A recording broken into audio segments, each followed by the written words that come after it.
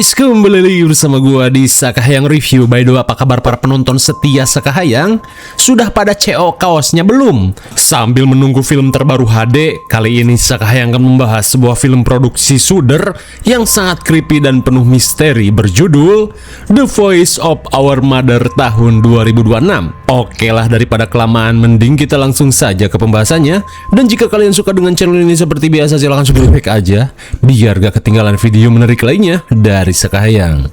Sebelum ke filmnya, ada sedikit pengumuman di mana merchandise dengan model terbaru sudah launching di toko Orange Sakahayang Store, di mana kini Sakahayang membuat model psikopat Jason imut seukuran saku depan yang tersedia di warna putih dan juga navy. Lalu ada model Jason dewasa juga yang garang dan berwibawa.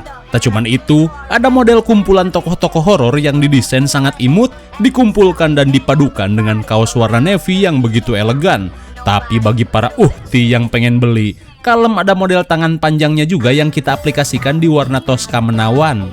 Dan yang terakhir, spesial kaos model Michael Myers Black in White juga sudah tersedia.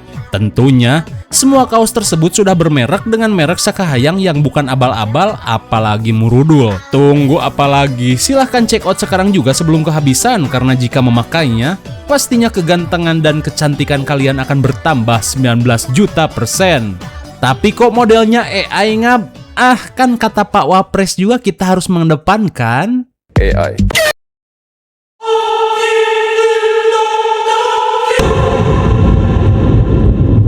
Film ini diawali dengan diperlihatkannya seorang wanita cantik bernama Anika yang sedang fokus membaca buku di depan perapian. Namun tak lama kemudian, Anika pun heran saat mendengar suara aneh dari luar rumahnya.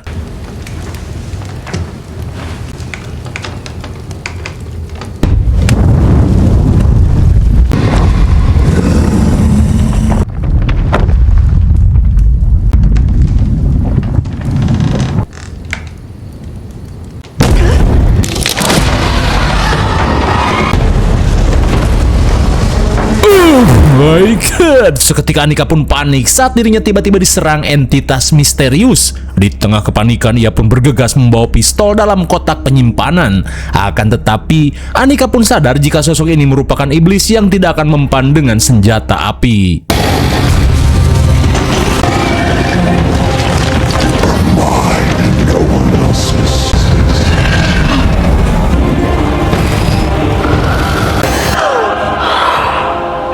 Setelah terbangun dari mimpi buruk, tiba-tiba Anika teringat dengan si nenek yang memberikannya secari kertas berisi doa, di mana si nenek meminta bantuan Anika untuk selalu menjaga ibunya. Kira-kira apa maksud dari mimpi tersebut? Kalem, karena film pun baru dimulai.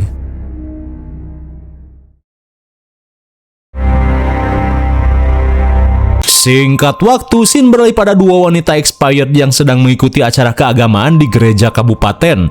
Namun bisa kita lihat, salah satu dari mereka terlihat mengalami bengep karena diceritakan wanita bernama Harit ini sering mendapat KDRT dari mantan suaminya.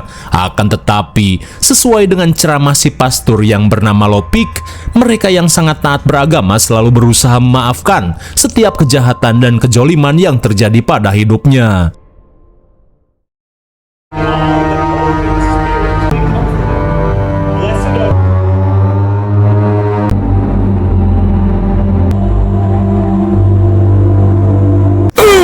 My God, sungguh tanpa diduga, rupanya dua wanita expired ini merupakan ibu dan anak, di mana si ibu yang bernama Johanna sedari kecil selalu membimbing dan memberikan doa selamat untuk putrinya ini meskipun kini sudah bau tanah. Tak cuman itu, Johanna selalu membacakan cerita pengantar tidur pada Harit yang manja. Dan rupanya Harit ini mengidap sebuah kelainan di mana meski tubuhnya sudah nini-nini peot, ia selalu merasa jika dirinya ini merupakan seorang bocil yang masih haus akan kasih sayang. Meskipun capek, namun Johanna selaku ibu penyayang tetap menuruti keinginan putrinya ini. Lantas setelah membacakan kisah-kisah pengantar tidur, Johanna meminta Harit untuk segera bobo. You've given me a good life. I love you. I love you.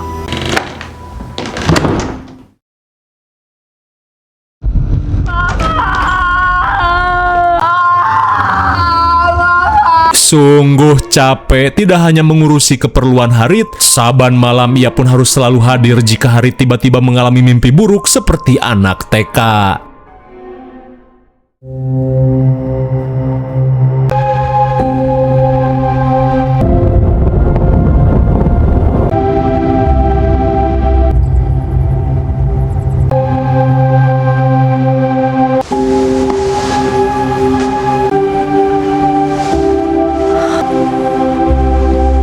Mama. Mama! Di keesokan harinya, Harit yang baru bangun langsung panik saat si ibu yang sejak malam mengeloninya tidak bangun-bangun. Dan setelah dicek, seketika Harit pun syok parah saat mendapati ibunya sudah tidak bernafas. Menyadari tidak ada lagi orang yang menyayanginya, Harit pun tiba-tiba mengalami anxiety akut.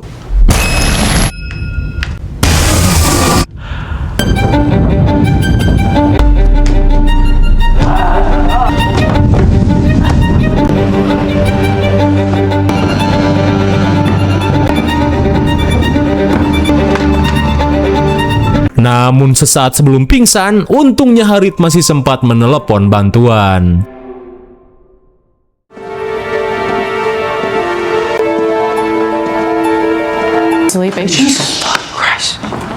Singkat waktu setelah mendapat kabar dari pihak O'Jones Hospital, ketiga anak Harit akhirnya berdatangan untuk menjenguk kondisi ibunya. Di tengah kecemasan, seorang dokter spesialis bernama Rewok memberitahu jika Harit ditemukan oleh tim medis sedang terkapar di rumah ibunya. Dan setelah melakukan berbagai pemeriksaan, Rewok memberitahu jika saat ini Harit menderita gejala sebus hingga tidak mampu berbicara. Tapi anehnya, kenyataan yang terjadi tidak berbanding lurus dengan hasil CT scan yang menyatakan jika Harit tidak menderita penyakit apapun. Tak cuman itu, yang lebih mencengangkan di mana setiap organ dan metabolisme di tubuh Harit seolah menunjukkan jika Harit ini masih anak-anak. Sontak mereka pun heran dengan penjelasan si dokter yang sangat ngawur. Akan tetapi Rewok berkata jika ia dan timnya akan melakukan pengetesan lanjutan guna memastikan kondisi Harit. Beberapa saat kemudian, si Cikal bernama William merasa heran dengan apa yang sebenarnya terjadi pada si ibu. Mendengar hal itu, adik perempuannya yang bernama Teris berkata, jika sudah sewajarnya mereka tidak tahu apa-apa tentang kondisi ibu mereka. Terlebih sejak remaja, mereka sudah tidak pernah lagi mengunjungi si ibu dan si nenek. With the funeral. Sementara di sisi lain, rupanya Anika adalah seorang biarawati yang mengabdikan diri sejak dirinya masih remaja. Lantas ia pun diberitahu seniornya jika saat ini nenek Johanna dikabarkan sudah meninggoy hingga membuat ibu Anika jatuh sakit. Ia pun diminta untuk mengambil cuti guna menjenguk kondisi keluarganya. Ternyata Anika ini adalah si bungsu dari 4 bersaudara. Dirasa ini ada kaitannya dengan mimpi buruk tempo hari, Anika yang khawatir akhirnya memutuskan untuk pulang kampung. Kembali ke O'Jones Medical Center, Dr. Rewok memberitahu jika saat ini dirinya hanya bisa menyarankan untuk membawa pulang Harit. Terlebih setelah menjalani tes lanjutan, Harit dinyatakan sehat walafiat, hanya saja mentalnya sedikit terganggu setelah mengalami trauma. Ia pun yakin dengan perhatian dan kehangatan keluarga, secara perlahan kondisi mentalnya akan membaik. Namun bagaikan anak-anak durhaka, mereka pun seolah kebingungan saat disuruh untuk mengurus ibu mereka sendiri. Oh, there, good, good. Okay, I'm just gonna get up. Holy shit.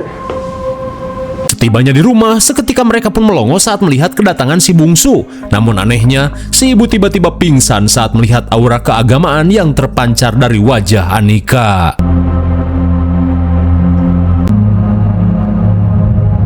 Setelah menidurkan si ibu, 4 bersaudara ini akhirnya berkumpul setelah sekian lama lost kontak.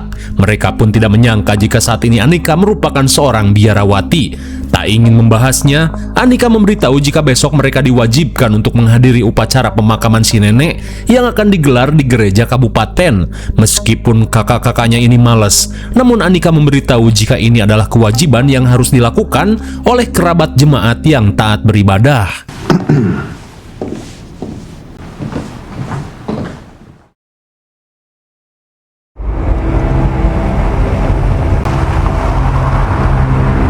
Di Keesokan harinya, mereka pun akhirnya tiba di gereja untuk menghadiri upacara pemakaman. Namun di saat itu pula, sesuatu yang aneh terjadi pada Harith yang tiba-tiba mengalami TBC akut. Hingga saat pendeta Lopik menyambut kedatangan mereka, tiba-tiba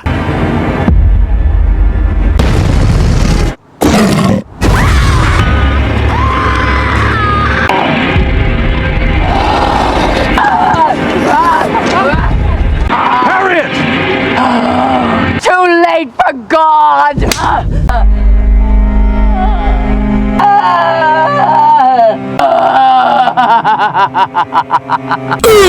my God, entah apa yang sebenarnya terjadi. Si ibu tiba-tiba histeris dan amuk-amukan saat akan memasuki gereja. Di saat itu pula, Anika pun merasakan sesuatu yang janggal terhadap ibunya ini. Singkat waktu, setelah keanehan yang terjadi tadi siang, Martin merasa jika ibunya ini perlu dirawat di rumah sakit Gelo. Jesus. Seakan tak terima, tiba-tiba saja si ibu bangun sambil membisikkan sesuatu yang aneh pada Teris. Kira-kira apa yang Harith bisikan pada Teris?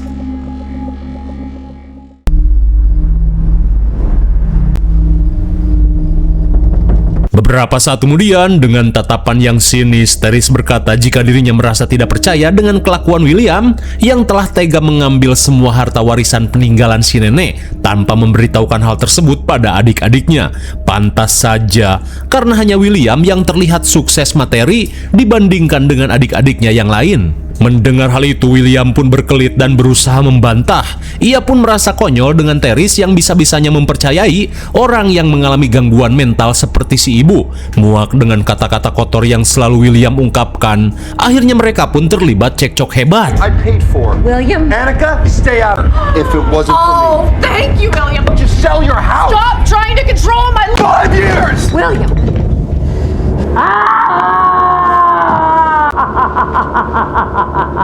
Di tengah adu bacot, seketika mereka pun kaget saat mendengar suara tawa ibunya yang mengerikan.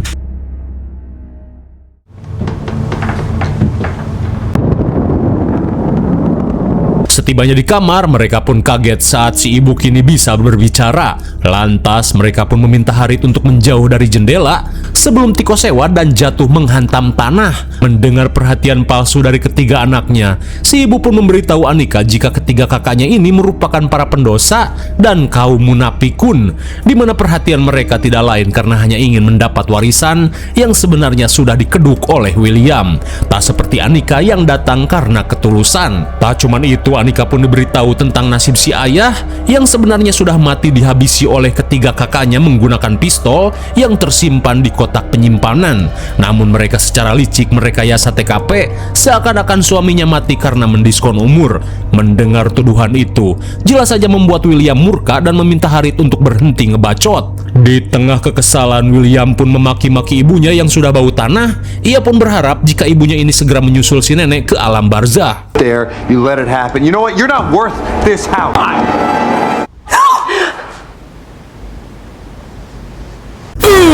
My God, seketika mereka pun syok parah saat melihat si ibu tiba-tiba loncat indah dari jendela setelah dibacoti William. Namun saat dicek, Martin berkata jika ia tidak melihat keberadaan si ibu. I don't know where she is. What do you mean you know where she I is? don't know where she is. Sesaat kemudian, mereka pun kebingungan saat si ibu hilang entah kemana. Lantas, mereka pun langsung berpencar untuk melakukan pencarian.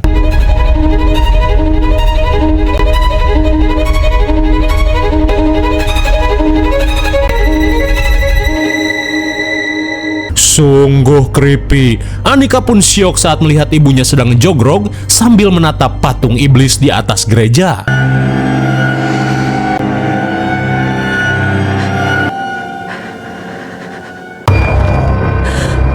Betapa syoknya Anika saat melihat kondisi ibunya yang mengerikan setelah jatuh dari loteng. Sekembalinya ke rumah, mereka yang merasa jika si ibu mengalami kerusupan memutuskan untuk membuat kurungan agar si ibu tidak lagi melakukan hal-hal ekstrim.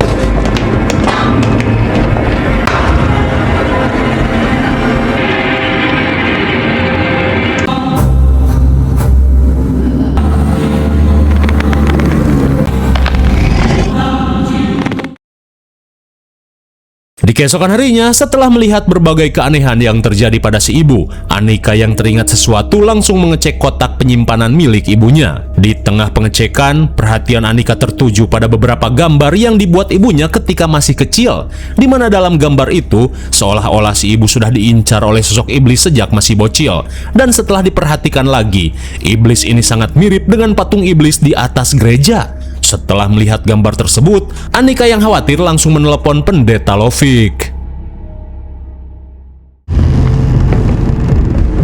I was an altar boy when your mother and grandmother began coming to my... Di siang harinya, setelah mendengar penjelasan Anika, Lovik memberitahu jika sejak dirinya masih kecil, ia mengenal Harit dan mendiang Johanna sebagai ibu dan anak yang sangat taat beragama, di mana tidak pernah sekalipun mereka melewatkan ibadah mingguan. Namun saat upacara pemakaman Johanna tempo hari, ia melihat Harit bukan seperti seseorang yang ia kenal. Dengan kata lain, Harit seperti dikendalikan oleh sesuatu yang jahat. Mendengar hal itu, William yang open-minded jelas saja tidak mempercayai perkara jujurigan maupun iiblisan. Namun Martin meminta kakaknya ini untuk ngotak, di mana secara logika wanita yang sudah tua tidak akan mungkin selamat setelah melompat dari loteng. Di tengah perdebatan antara anak-anak keras kepala ini, Lovik meminta izin untuk mengecek kondisi Harit.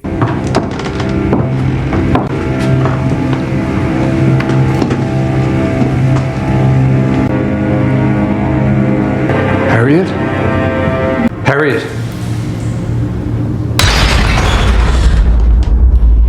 Betapa syoknya Lovik saat melihat kondisi Harit yang begitu mengerikan. Namun saat Lovik menanyakan sosok yang merasuki Harit, sosok ini berkata jika dirinya sudah ada di dalam tubuh Harit sejak lama, di mana selama itu pula dirinya selalu dikekang oleh doa-doa yang tanpa henti dipanjatkan oleh Johanna setiap waktu. Ia pun muak saban minggu diajak Johanna menghadiri siraman rohani yang membosankan.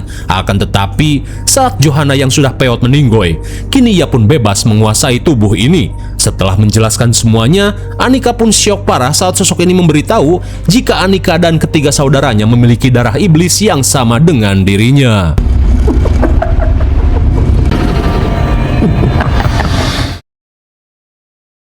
Di tengah rasa syok, Lovik berencana untuk kembali ke gereja guna mencari sesuatu yang ia butuhkan. Ia pun meminta Anika untuk berjaga selama ia pergi. Tak cuma itu, Lovik merasa khawatir dengan kakak-kakaknya Anika yang sangat jauh dari agama, sehingga mereka rentan terkena tipu daya iblis.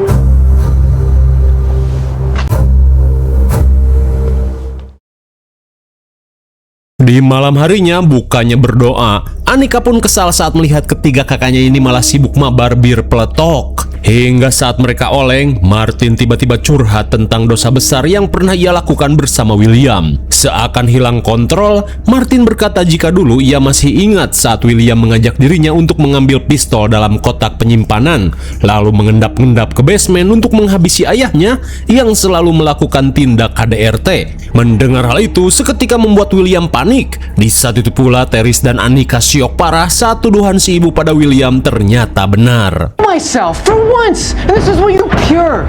Just like Mother said. Tell me it isn't true, brother. I will kill you right here and right now. Stop! Just My God, entah karena dihasut si iblis atau apa, hampir saja ketiga bersaudara ini saling membunuh. Lantas William berusaha menenangkan adiknya, di mana ia terpaksa menghabisi si ayah karena seperti yang mereka tahu si ayah selalu melakukan KDRT pada si ibu. Namun si ibu yang munafik malah selalu memaafkan tindakan si ayah. Tak cuma itu, William pun menyalahkan Teris yang sejak dulu tidak pernah memperdulikan nasib keluarga dan malah sibuk ajojing bersama teman-teman SMA-nya. Hingga saat situasi tenang, tiba-tiba saja Teris mengajak kedua saudaranya untuk menghentikan penderitaan si ibu dengan cara menghabisinya. Terlebih saat ini Harit bukanlah ibu mereka lagi, melainkan sosok iblis yang berusaha membuat mereka saling membunuh. Tak ingin berdosa untuk yang kesekian kalinya, Martin berusaha untuk menolak karena merasa jika ibunya masih bisa diselamatkan. Yes, but She's going to talk. you two, you just want the house, nothing else. That's it, nothing else! you're not dealing with Miss. Fault. Di tengah perdebatan, Anika meminta maaf karena semua kekacauan ini merupakan kesalahannya yang tak mau menerima tugas dari si nenek. Tak cuma itu, ia pun tahu jati diri ibunya yang sebenarnya setelah melihat semua kenyataan ini. Di mana ketika itu si nenek sempat meminta tolong pada Anika untuk menjaga ibunya, seperti yang dilakukan oleh Johanna selama puluhan tahun. Akan tetapi, Anika yang ingin merantau menjadi biarawati langsung menolak dan memilih untuk pergi mengejar cita-citanya. Setelah itu, Anika selalu mengalami mimpi buruk tentang masa lalu si nenek ketika masih muda, di mana dulu si nenek merupakan mantan penganut sekte sesat yang bertobat. Hingga pada suatu malam, Johanna pun didatangi oleh si iblis untuk kembali menyeretnya pada kesesatan. Di tengah keputusasaan, si nenek pun berdoa untuk meminta mukjizat.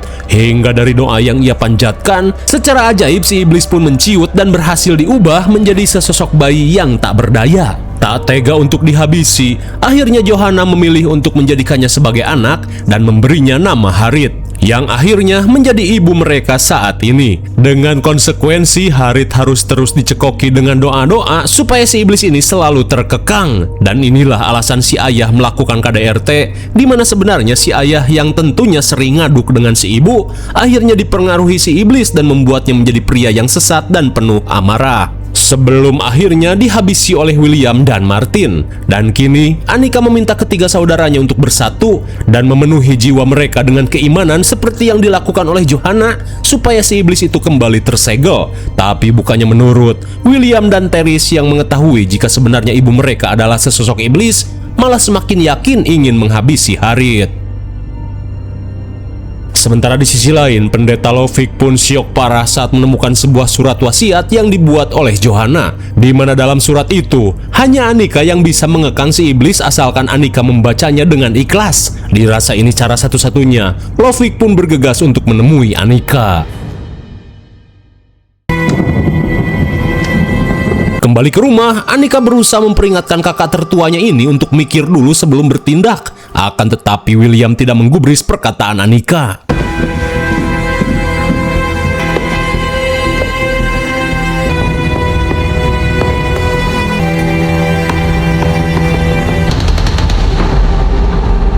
Sesampainya di basement, sontak mereka pun syok parah saat kurungan yang ia buat sudah dijebol. Tak cuman itu, si ibu pun hilang entah kemana. Di tengah rasa syok, William meminta semua orang untuk berpencar guna mencari keberadaan Harit. Akan tetapi, Martin yang muak memutuskan untuk pergi, di mana ia tidak ingin mengulangi dosa yang sama setelah dulu ia dipaksa untuk ikut menghabisi si ayah. Dan kini ia berencana untuk menyerahkan diri pada pihak kepolisian guna menebus semua kesalahannya. Tak ingin mendekam di penjara, William langsung menodong Martin untuk menurut. You do as you're told.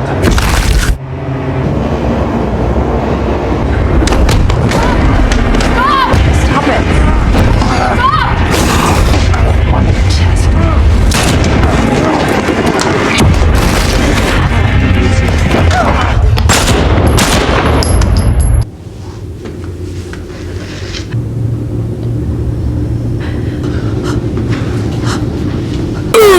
My God, betapa lemasnya Anika saat melihat William tewas tertembak.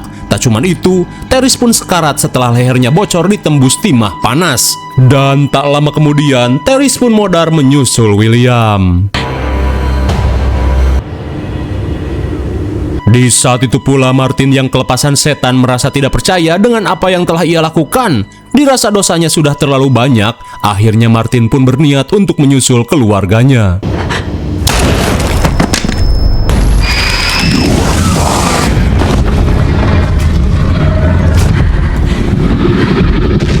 Setelah menyaksikan kematian tiga saudaranya, Anika pun syok saat menyadari iblis ini telah bebas seutuhnya. Dirasa ini tanggung jawabnya, Anika pun berniat untuk menghentikan semua ini.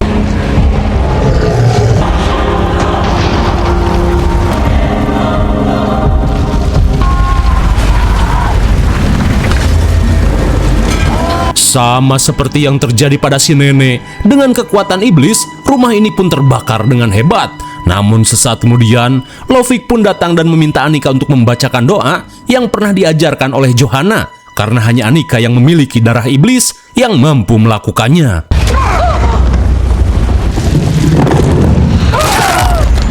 Sungguh malang, Lovik pun harus tewas dihabisi si iblis yang kembali ke wujud aslinya. Di tengah situasi mencekam, Annika yang tak bisa kabur berusaha mempersiapkan mental untuk menghadapi si iblis yang terlihat mirip dengan sosok patung iblis di atas gereja.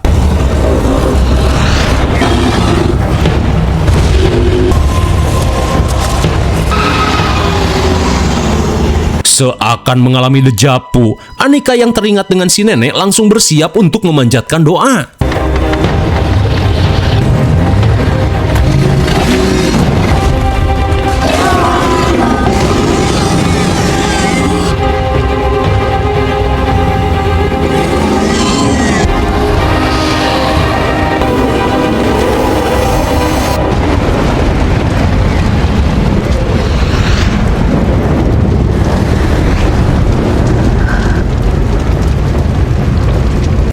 Akhirnya, Annika pun berhasil mengekang kembali si iblis ini dan merubahnya menjadi wujud si ibu yang selama ini ia kenal. Rupanya, inilah tugas warisan yang neneknya bebankan pada dirinya. Lantas di tengah kobaran api, Annika bergegas membopong Harit, di mana adegan ini benar-benar dejavu antara apa yang dulu dilakukan oleh Johanna dengan yang kini dilanjutkan oleh Annika pada Harit.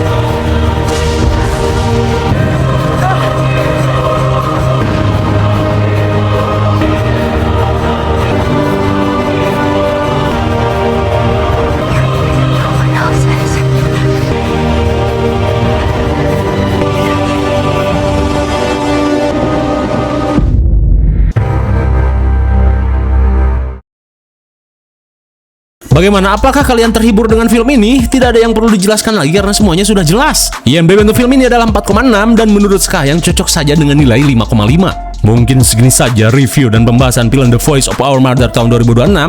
Jangan lupa like, share, dan subscribe supaya kalian tidak ketinggalan jika ada video menarik lainnya dari Skahayang. Thanks for watching and see you on next video. Bye-bye.